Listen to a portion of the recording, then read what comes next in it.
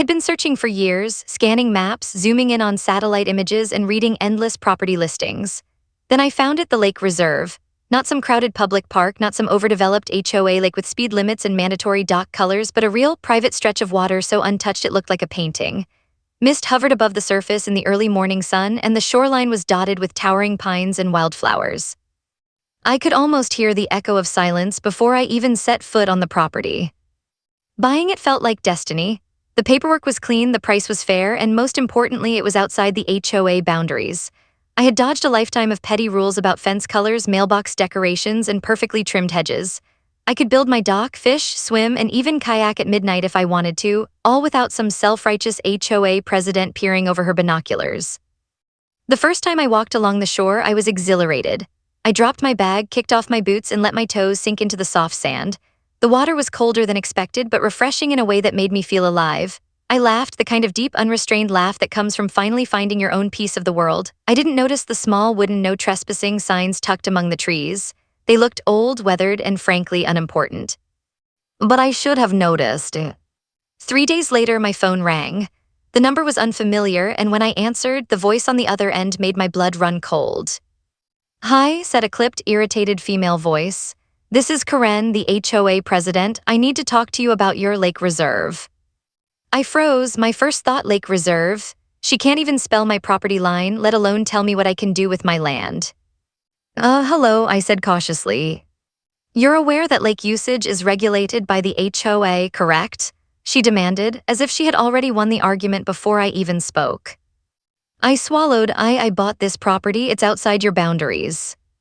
She snorted, an almost laughable sound of superiority. "You may have bought the land, but the water, that's another story. There are rules, and you'll need to comply with them if you want to avoid fines, or worse." Worse, just hearing her say it made my stomach twist. HOA fines are one thing, they're obnoxious, but you can fight them. Or worse, that was the kind of vague threat that only someone who lives to micromanage neighbors could conjure.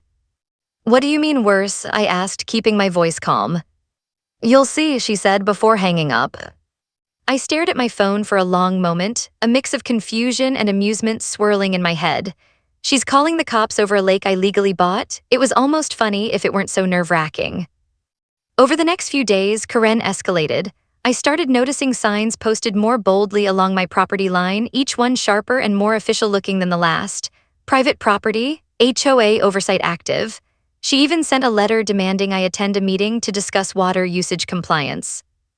I read the letter carefully, savoring every absurd word. Compliance? Right, like I needed permission to enjoy the property I owned. My mind raced, half laughing at the ridiculousness, half bracing for the inevitable confrontation. The suspense gnawed at me. I had always anticipated a little drama with neighbors when buying land, but this was something else entirely. Karen had an army of HOA rules at her disposal, and she wasn't afraid to use them.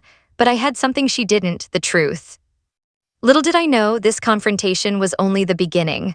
The cops would be involved sooner than I expected, and when they arrived, confusion, chaos, and a shocking revelation about who really controlled the lake would turn everything upside down.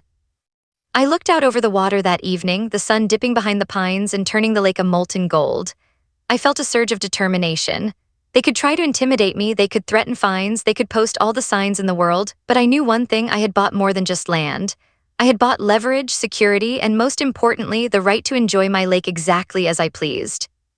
And soon, Karen and her HOA were going to find that out the hard way. The next morning, I woke up to a voicemail from Karen that made me question whether I had accidentally purchased property in some alternate reality where common sense didn't exist. "Hello," she said, her voice clipped and precise. "This is Karen, HOA president. I understand you've been using the lake reserve. You need to immediately cease all boating, swimming, fishing, or any other recreational activity until we resolve this matter. Failure to comply may result in fines or legal action. Thank you." I played the message twice, trying to wrap my head around it. Boating, swimming, fines, legal action. I own this lake. Technically, it's mine, but here she was, demanding that I follow rules that don't apply to me. I laughed so hard that my coffee nearly went down my shirt. This is absurd. Still, I didn't underestimate Karen. She was notorious in our area for micromanaging every blade of grass in the HOA. I had heard stories of homeowners being fined hundreds of dollars for the wrong shade of mulch or for letting a gnome peek out of their garden, and now she had set her sights on my lake. I called her back. Karen, I think there's been a misunderstanding, I began politely. A misunderstanding? She cut in sharply. You're trespassing on water that the HOA regulates. There are rules and you are required to follow them immediately. Karen, I said, taking a deep breath to keep my voice calm, I bought the property. It's outside the HOA boundaries. The deed is in my name, I own the land, and the water on it belongs to me. There was a pause on the line, and I could almost hear her flailing in disbelief. Well, she finally said, her voice tight, you may have bought the land, but the water usage is still subject to HOA oversight. You need to comply. I blinked, subject to HOA oversight. I could hear my own laugh starting in my throat before I forced it down. You're telling me that you, a homeowners association, think you can regulate water I legally purchased? You will comply, she insisted, her tone bordering on hysteria now. We're serious. Legal action will follow if necessary. I've already consulted the board. At that moment, I realized this was going to be bigger than I thought. Karen wasn't just making threats, she had already the HOA troops. I imagined her calling an emergency board meeting, waving a stack of papers, and declaring, we must protect the lake at all costs. I hung up the phone, trying not to chuckle at the mental image. Still, a seed of unease had planted itself. This wasn't going to end with a polite conversation. Karen and her HOA were about to escalate, and I knew from past experience that once they involved rules, fines, or threats, things could get messy fast. Over the next few days, I started noticing subtle signs of their presence. Neighbors mentioned seeing people measuring the water line with tape measures, jotting down notes. On my property, there were freshly painted no trespassing markers, bolder and more official looking than before. One even had a little HOA logo stamped in the corner, as if authenticity could somehow intimidate me into obedience. But the more they tried to assert authority, the more amused I became. Watching grown adults argue over rules that literally had no legal bearing on me was a kind of entertainment I hadn't anticipated. Still, I stayed cautious. I knew that the second the HOA felt they were losing, they'd escalate to law enforcement. And that's exactly what happened. A week after Karen's first call, I heard the unmistakable roar of engines. I looked up from my dock to see 2 patrol cars turning onto the dirt road that led to my property. My heart skipped a beat, though part of me wanted to laugh. They're really doing this. They're calling the cops over a lake I own. The officers parked, and I could see them glancing nervously at the no trespassing signs while trying to figure out if this was private property or some HOA Civil War battlefield. I waved at them, trying to look nonchalant, like this was just another morning by the lake. The tension was electric. I knew they were about to ask questions, and I knew that once they started, Karen would flood them with claims about unauthorized water use and HOA violations. I took a deep breath, feeling a thrill of anticipation. This is going to get interesting. I had no idea at that moment just how interesting. The morning was quiet, the kind of serene lake morning that makes you forget about the outside world, until 2 patrol cars rolled down the dirt road like a convoy. My heart skipped a beat, but there was also a strange thrill. I had anticipated this moment, and now it was here, the cops drawn into Karen's little HOA drama. I walked down the dock to meet them, holding my hands up in a calm, non-threatening gesture. The first officer, a tall man with aviator sunglasses, squinted at me and then at the signs lining my property. Ma'am, we got a call about something with the lake," he said, clearly unsure how to start this conversation. "Yes," I said evenly, trying not to grin. "I own the lake. Well, technically, I own the land around it, which includes the water and access rights, but I assume you're here because someone thinks I don't." The second officer, younger and visibly more nervous, muttered something into his radio. The first officer gave him a pointed look and then turned back to me. "So, there's some dispute about ownership." I nodded. "Yes, the HOA claims the water is subject to their rules. They've been posting signs, sending letters," and I waved my hand toward the dock, even threatening legal action. There was a long pause, and I could see the confusion spreading across their faces. "Wait, HOA rules?" the tall officer asked, clearly skeptical. "But you own the land." "Yes," I replied, trying to keep my voice calm. "Everything is legal and recorded. I have the deeds and property records right here if you'd like to see them." The young officer perked up, obviously relieved that there was documentation involved. "That would help," he said, reaching for a notebook. I handed over the paperwork and they started flipping through the records with a mix of professional thoroughness and genuine bewilderment. I stood back, pretending to look casual, but inwardly I was thrilled. Karen had stirred the pot, and now the HOA had unwittingly invited real authority into the situation. After what felt like an eternity but was probably only 10 minutes, the tall officer looked at me with an expression that could only be described as cautious awe. "Ma'am, according to these records, the land and water access are yours. The HOA has no legal jurisdiction over this property." I let out a small, satisfied laugh. "That's what I've been saying." The young officer looked at the tall one, clearly trying to reconcile years of HOA training with the reality in front of him. "So, we can't enforce any HOA rules here." "No," I said firmly. "You're welcome to make sure everyone stays off my property if they're not invited, but as far as the HOA's threats go, they don't have any legal power here." The officers nodded, making notes and muttering to each other. I could sense the tension in their posture, as if they were standing on a tightrope between being helpful and being drawn into HOA chaos. Then came the inevitable. "Ma'am," the tall officer said cautiously, "we did get calls from HOA members claiming harassment or interference with their lake access. Did anyone approach your property without permission?" I smiled, a mix of amusement and smugness. "Actually, yes, they've been posting signs and sending letters, but I haven't touched anyone or done anything illegal. In fact, the records prove they're technically trespassing if they step onto my property without permission." The younger officer's eyes widened. "Wait, so they could be in trouble?" I nodded slowly, letting the moment sink in. "Technically, yes, but I'm not in a rush to press that point. Let's just say the law is on my side and I'm enjoying the view." As they packed up to leave, I could see them exchanging glances, clearly still processing what had just happened. The tall officer shook his head slightly. "We'll report this back to headquarters and let them know the situation, but wow, this is unusual." I waved at them as they drove off, feeling a rush of satisfaction. Karen had called the cops, expecting enforcement, intimidation, maybe even fines. Instead, the authorities had confirmed everything I had known all along. I looked out over the lake, calm now, the sunlight glinting off the water. The HOA didn't yet know it, but they had just played their first misstep in a much larger game. I leaned on my dock railing and grinned. This wasn't over, not by a long shot. And soon, Karen would learn that owning the lake wasn't just a matter of property. It was about power, and I held all of it. After the cops left, I felt a rush of relief, but also a spark of curiosity. Karen had assumed she could intimidate me, bully me, and throw HOA rules at me like darts, but the truth was far more satisfying. I had bought more than just a lake, I had bought leverage, and I intended to understand it fully. That afternoon, I dug through the county records, opening deed after deed, surveying maps and water rights documents. I knew logically that I owned the property, but seeing the legal language confirmed just how much control I really had. Every line, every clause, every boundary map was a little victory. I leaned back in my chair, letting out a slow laugh. "Oh, Karen," I muttered under my breath, "you have no idea."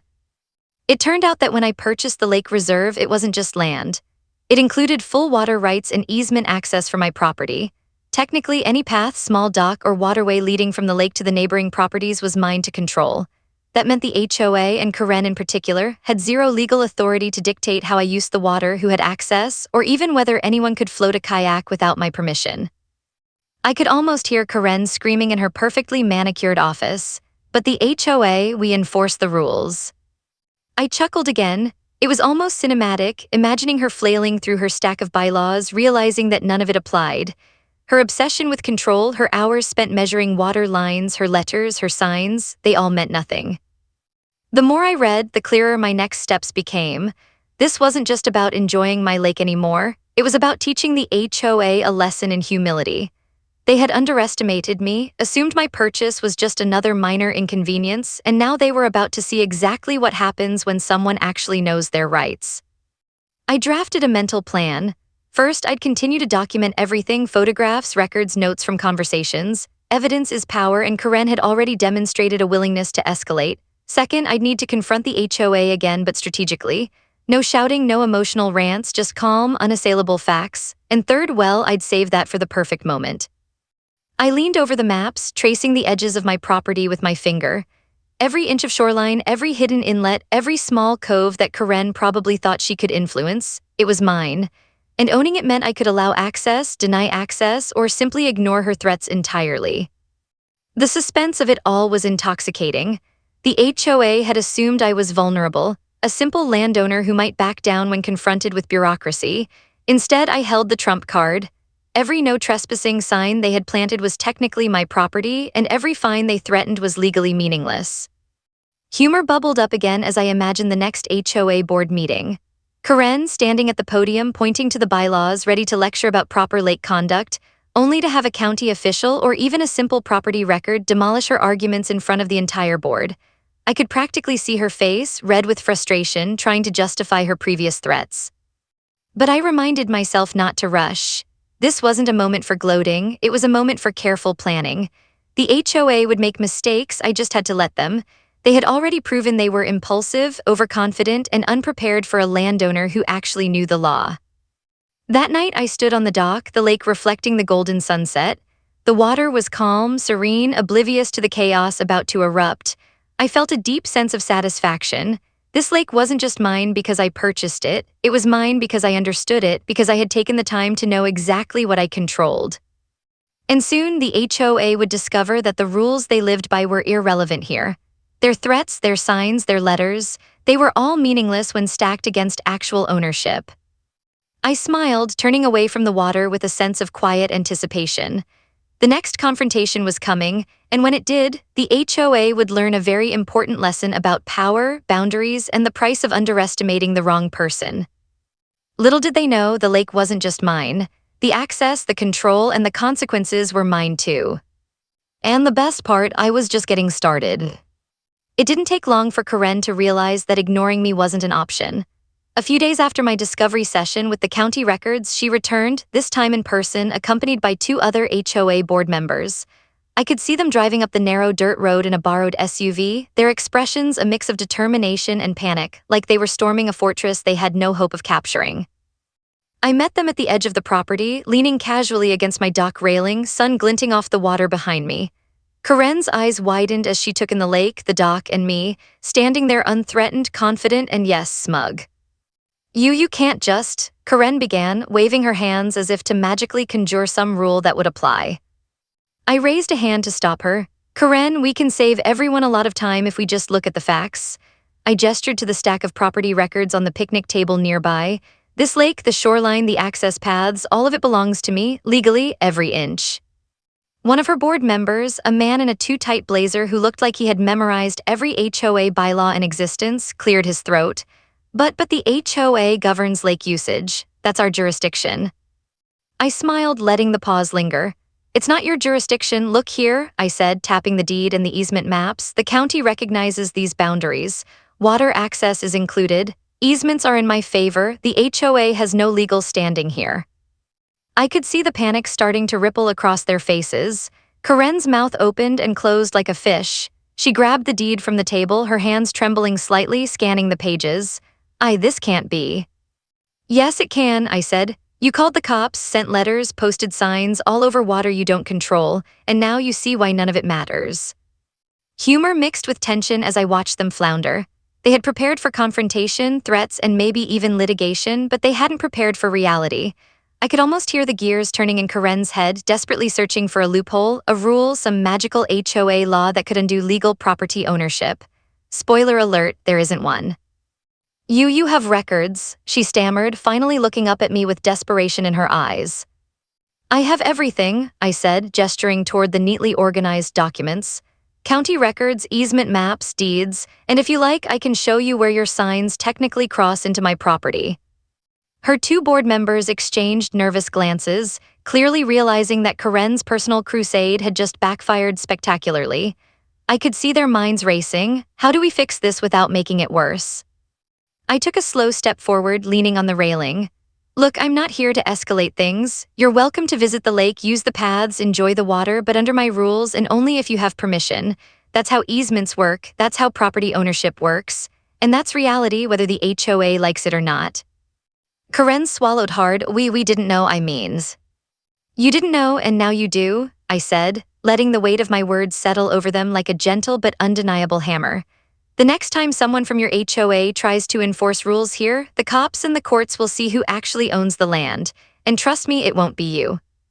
For a moment the lake was silent, the only sound the gentle lapping of water against the dock. Karen's face flushed red, part embarrassment, part fury, part disbelief. The board members shuffled their feet, unsure whether to protest or apologize. Finally, Karen muttered almost inaudibly, I guess we should leave. Yes, I said, keeping my tone calm but firm, that would be wise. As they turned and walked back to their SUV, I felt a surge of triumph. The confrontation wasn't over in a dramatic explosion or courtroom battle, but the psychological victory was complete. They had come with confidence and threats and left realizing they had nothing, no power, no authority, no leverage. I returned to the dock, leaning back and watching the sun glint off the water. This lake was mine. The control, the access, the legal authority, all mine. Karen and her HOA had learned an important lesson about overestimating their influence and underestimating the people who know their rights. And I knew deep down the next steps they might try, desperate, frantic, and probably ridiculous, would only make the eventual finale even. Because owning the lake wasn't just about having a place to swim, it was about having the last word. And I intended to savor every second of it. I thought Karen would back off after that confrontation. I thought the board would quietly retreat and accept that the lake wasn't theirs to command. I was wrong, very, very wrong. The next morning, I arrived at the lake to find something new. A set of fresh, overly official-looking restricted access signs posted along the paths and small inlets that led to my property. Each one bore the HOA logo and a printed warning, unauthorized use may result in fines and legal action. The effort, the precision, the sheer absurdity of it all made me laugh. Really, I muttered under my breath, this is your big comeback. It wasn't even subtle. The HOA had clearly decided that if posting signs and sending letters hadn't worked, maybe doubling down would. I could practically hear Karen in my imagination, they'll have to obey this time, they can't possibly ignore official signage. But I ignored the signs. I walked down to the dock, coffee in hand, and let the sun warm my face. The water was calm, reflecting the sky in perfect, shimmering blues. It felt like my victory, even if Karen and her minions didn't realize it yet. By noon, things escalated. I noticed a small group of HOA board members standing at the edge of the property, measuring the shoreline with rulers, tape measures, and even what looked like a laser level. One of them, the man in the ill-fitting blazer, was muttering under his breath, "If the water is technically theirs, why don't we just block access?" I had to hide my laughter. Block access? On my land, I walked over casually, waving at them. "Hello," I said pleasantly, enjoying the scenery. They jumped slightly, clearly startled by my sudden appearance. Karen stepped forward, her hands on her hips, trying to assert some semblance of authority. You can't. You can't what?" I asked, tilting my head. "Tell me again which part of the county records you disagree with." She opened her mouth, then closed it. The board members looked at one another, panic slowly creeping into their faces. They had realized, finally, that their usual intimidation tactics weren't working. Not because I was aggressive or combative, but because I had the law on my side. Over the next few days, the HOA tried every trick in their playbook. They circulated emails to neighbors, warning them about unauthorized water use. They threatened fines, alleging I had violated communal lake policies. They even tried to block one of the small access points with a temporary barricade. I documented everything, photos, timestamps, screenshots, every desperate maneuver they made. Because while they thought they were gaining an advantage, they were actually building the case for their own embarrassment, and I was loving every second of it. By the weekend, the HOA's desperation reached peak absurdity. Karen showed up again, holding a stack of papers, a furious determination in her eyes. "We will find a way to enforce rules," she declared, as if mere declaration could alter property law. I smiled calmly. Karen, the law isn't enforced by willpower, it's enforced by deeds, easements, and county records, and guess what? I have all three. Her board members exchanged glances. One muttered, maybe we should just let this go, but Karen wasn't ready to admit defeat yet, not publicly anyway. The suspense hung thick over the lake that day. It was almost cinematic. The calm, still waters, the overconfident HOA members standing on land they didn't own, and me, leaning on my dock, quietly in control. I let them fume, document their failures, and slowly realize the futility of their attempts. Humor mingled with tension as I imagined future conversations. "So we can't block the lake?" "No, you can't. And all those letters and fines? Invalid. I could practically hear Karen's scream echoing through the trees. By the time they finally left, defeated for now, I knew the climax was approaching. The HOA's missteps were building towards something bigger, a revelation that would leave Karen speechless and the board scrambling for credibility. I sank into a chair on my dock, coffee in hand, letting the late afternoon sun warm me. The lake shimmered peacefully, oblivious to the chaos it had inspired. And I realized something important. Control isn't just about ownership, it's about patience, planning, and letting the opposition dig their own hole. Karen had given me everything I needed to prepare for the ultimate showdown. And when that moment came, she and her HOA would learn exactly what it meant to underestimate someone who knew their rights. Because the lake wasn't just mine, it was a stage and I was in control of the entire performance. The next HOA board meeting was one I had been anticipating with quiet, simmering satisfaction. Karen had called it, thinking she could rally support, enforce rules, and maybe, just maybe, convince me to comply with her lake regulations. I arrived early, of course, armed with copies of deeds, easement maps, and water rights documents, all neatly organized. I took a seat at the back, watching as Karen and her board members fussed with stacks of papers, laptops, and printed bylaws. Her face was taut with determination, the kind of determination that only grows when someone realizes their control might be slipping. "Ladies and," Karen began, voice trembling slightly, "we're here to discuss the Lake Reserve situation. We believe certain rules have been violated." I raised my hand politely. "Karen, if I may," I said, standing. The room went silent. Everyone turned to me and I could feel the weight of their anticipation, as if they expected me to crumble under pressure. "I've reviewed everything," I continued, laying out the deeds and easement maps on the table. "I own the property, the shoreline, and the water access, every single inch. Your HOA rules do not apply here, and any attempts to enforce them are legally invalid." Karen froze, her lips parted, then closed, then parted again. The room was quiet except for the faint rustling of paper and the tapping of nervous fingers. Board members whispered to each other, eyes darting between the documents and Karen, realizing the implications. One of them, the man in the too-tight blazer, finally spoke. "So you're saying all those fines, all those letters, they're not enforceable?" "That's exactly what I'm saying," I replied. "Not enforceable, and the only person legally controlling the water, access paths, and shoreline is me." The revelation hit Karen like a physical blow. Her usual confident posture crumpled into disbelief. But the HOA," she began, and then stopped, realizing there was no argument left. Every threat, every sign, every email she had sent now hung in the air like a monument to futility. I let the silence linger, enjoying it just long enough to make the point. Then I smiled politely. "You see, Karen, calling the cops, posting signs, and sending letters didn't create power. Knowledge and ownership do, and now the truth is clear to everyone in this room." A board member muttered, barely audibly, we didn't know." "No, you didn't," I said softly, leaning on the table. "But now you do, and I hope this is a lesson about assuming control where none exists."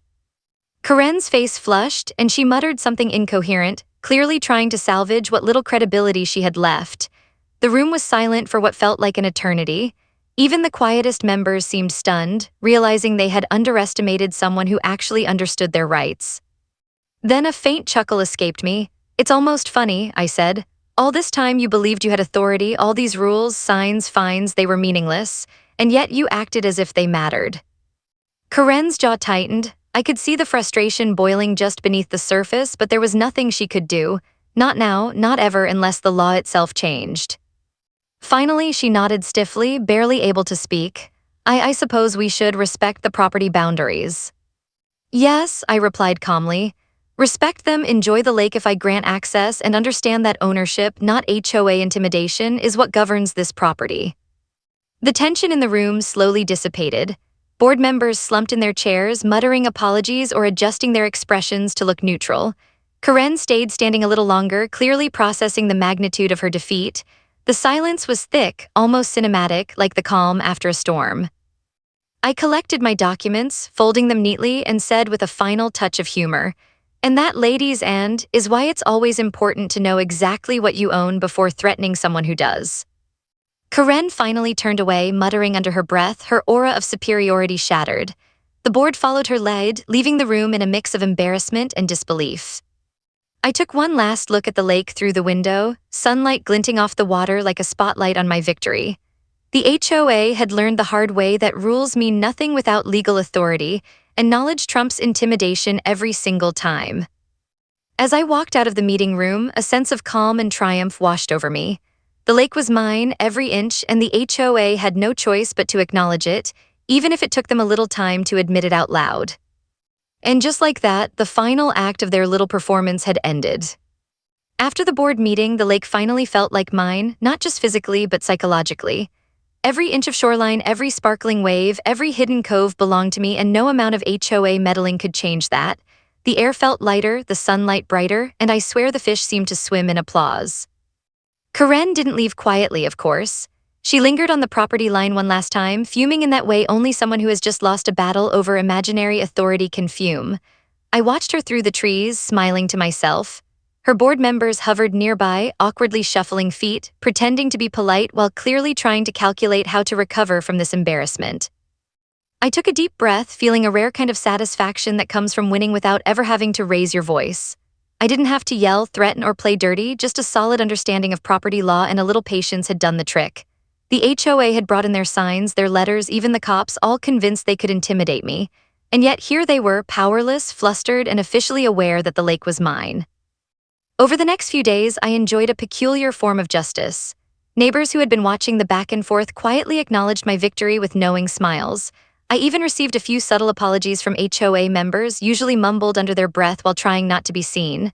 Karen, however, remained stubbornly silent, probably plotting her next, futile attempt to reclaim imaginary authority.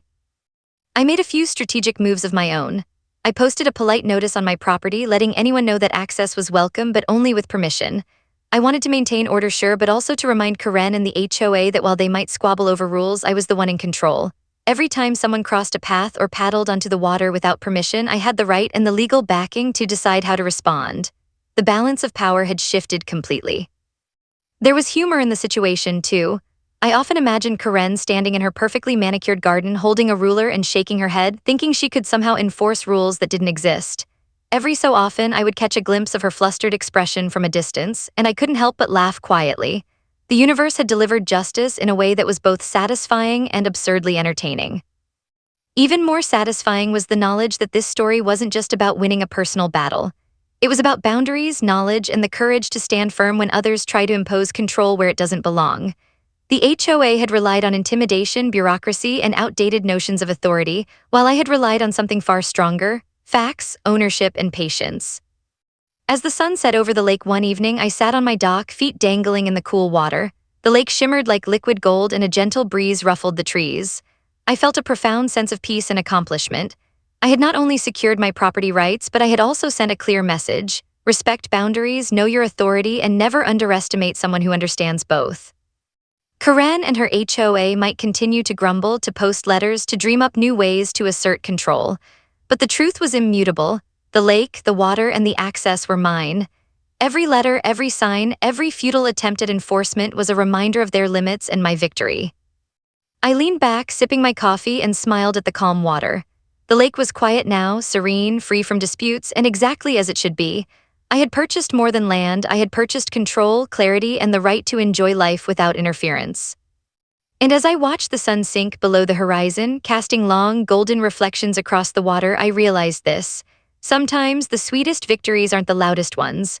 Sometimes they're the quiet ones, one with patience, preparation, and a calm confidence that leaves everyone else scrambling. The HOA had learned their lesson, whether they wanted to admit it or not. And as for me, I had the lake, the peace, and the satisfaction of knowing that, in this story, I held all the power.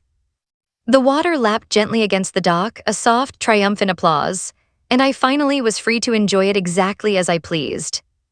Every HOA has a story on HOA Headaches. You'll hear the ones they tried to bury. Subscribe today.